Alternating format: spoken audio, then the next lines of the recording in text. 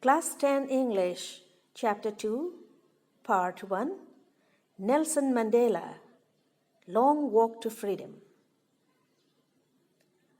Good morning, children. Today, in our English class, we are going to read an excerpt, an extract from the autobiography of Nelson Mandela. The name of the autobiography is Long Walk to Freedom. Children, do you know what an autobiography is? An autobiography is written by the person himself. It is his own life story. When somebody else writes someone's life story, then it becomes a biography. But when the person himself writes about his own life, then it becomes an autobiography. So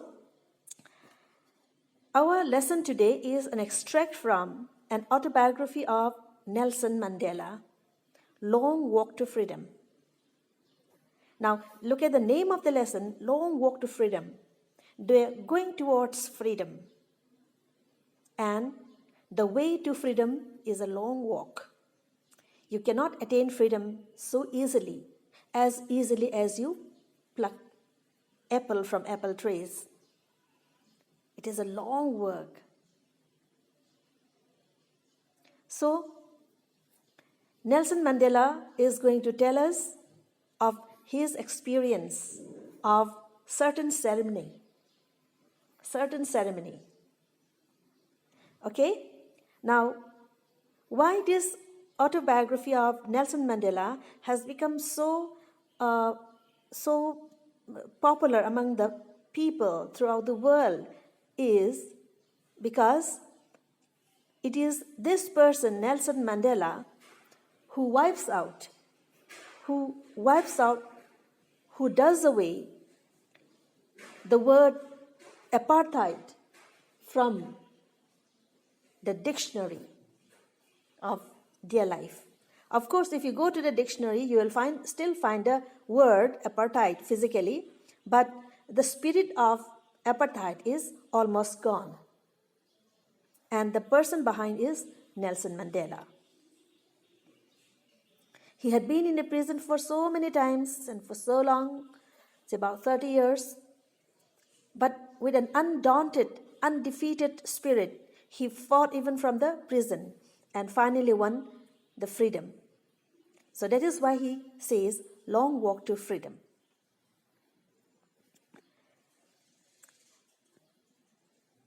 Learn something about Mandela. Nelson Mandela has become South Africa's first black president after more than 3 centuries of white rule. Mr. Mandela's African National Congress Party, the ANC, won 252 of the 400 seats in the first democratic elections of South Africa's history. The inauguration ceremony took place in the Union Buildings Amphitheatre in Pretoria today, attended by politicians and dignitaries from more than 140 countries around the world. Never, never again will this beautiful land experience the oppression of one by another, said Nelson Mandela in his address. See, children, this is a very famous line. Never, never again will this beautiful land experience the oppression of one by another. That means no one will oppress the other as it was before. Never, never again. Jubilant scenes on the streets of Pretoria followed the ceremony with blacks, whites, coloreds celebrating together. More than 1 lakh South African men, women, and children of all races sang and danced with joy. So, what is this ceremony? What is this occasion? Let's find out from the lesson.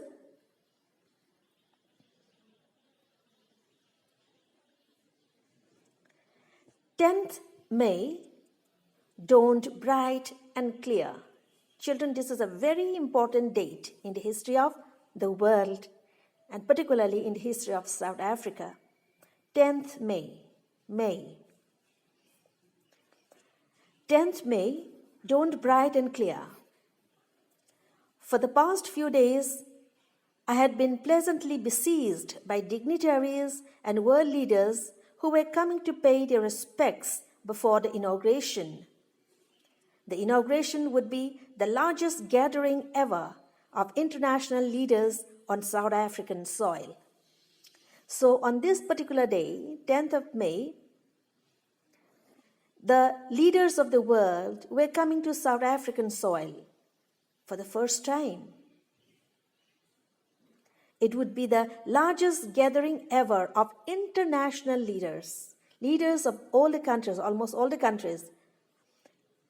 The function is being held at international level. So, leaders would come to do what? To pay their respect before this particular inauguration. We'll come back to what the inauguration is. Ceremonies took place in the lovely sandstone amphitheater formed by the unit buildings in Pretoria. There is one new word for you, amphitheater. In the footnotes it's given, amphitheater is a building without a roof, open theater with many rows of seats rising in steps. And this amphitheater is very popular in Greece. They are famous in Greece. They used to perform in these amphitheaters.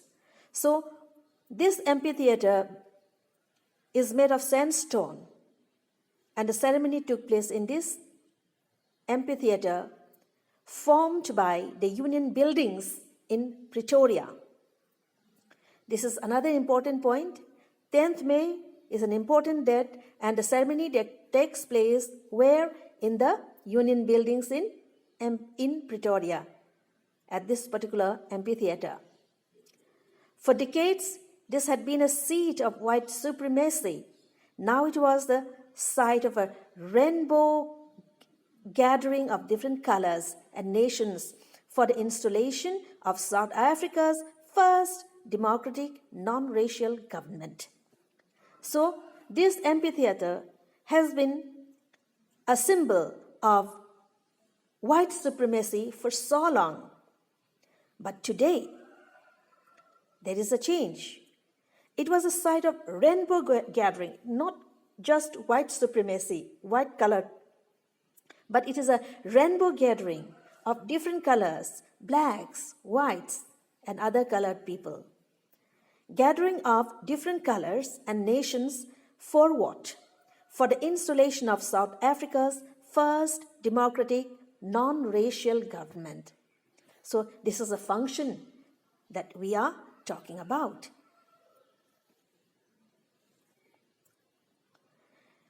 On that lovely autumn day, I was accompanied by my daughter, Zenani.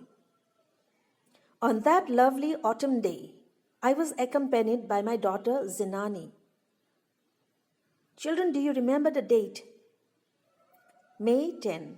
And here he is calling it autumn day. May actually is what? The summer season for us. But he calls it autumn day. This is because South Africa is in southern hemisphere and the seasons are reversed. Christmas is celebrated in summer in southern hemisphere. But they make Santa Claus wear those dresses. They make Santa Claus ride on snow, artificial snow. So May is autumn in the southern hemisphere. On that lovely autumn day, I was accompanied by my daughter Zenani. On the podium, Mr. de Klerk was first sworn in as the second deputy president. So who was the deputy president? Who was sworn? Mr. de Klerk. Then, this is Nelson Mandela. Then Thabo Mbeki was sworn in as first deputy president. We have Mr. De Klerk as a second deputy president, and we have Thabo Mbeki as the first deputy president. Then it was my turn. My turn. Whose turn? This man's turn, Nelson Mandela's turn to be sworn in. How is he sworn in? As a president. When it was my turn, I pledged to obey and uphold the Constitution and to devote myself to the well-being of the Republic and its people. So his life is for the people. So he is going to work for the people. He will devote himself to the people. To the assembled guests and the watching world, I said, today, all of us do, by our presence here, confer glory and hope to newborn liberty. Out of the experience of an extraordinary human disaster that lasted too long, must be born a society of which all humanity will be proud. Look here. It's a very nice thing. Out of the experience of an extraordinary human disaster, something will be born. What is going to be born? A society of which all humanity will be proud of. So this extraordinary human disaster, the experience of an extraordinary human disaster will give birth to a new society. What kind of society? A society which every humanity will be proud of. We, who were outlaws not so long ago, have today been given the rare privilege to be host of nations of the world on our own soil. We thank all of our distinguished international guests for having come to take possession with the people of our country of what is, after all, a common victory for justice, for peace, and for human dignity. So, the victory of the South African nation is a victory for justice, peace, and human dignity for all mankind. We who were outlaws not so long ago, the South Africans were considered as outlaws not very long ago. But today, they are changed. You see, if somebody is called an outlaw, it is by human beings, human laws. If you steal during the peacetime, you are a thief. But if you steal during the war, you are a war hero. So whether you become a war hero or a thief is decided by the people. It is a law of the people. So the South Africans were considered as outlaws not very long ago. But today, people are giving respect, honoring them. We have at last achieved our political emancipation, means freedom. We pledge ourselves to liberate all our people from continuing bondage of poverty, deprivation, suffering, gender, and other discrimination. See, there are so many discriminations of many kinds.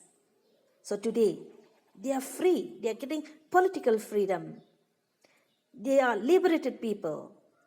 They are no longer bound. They are no longer under pressure of poverty, deprivation, suffering, gender, and other discrimination.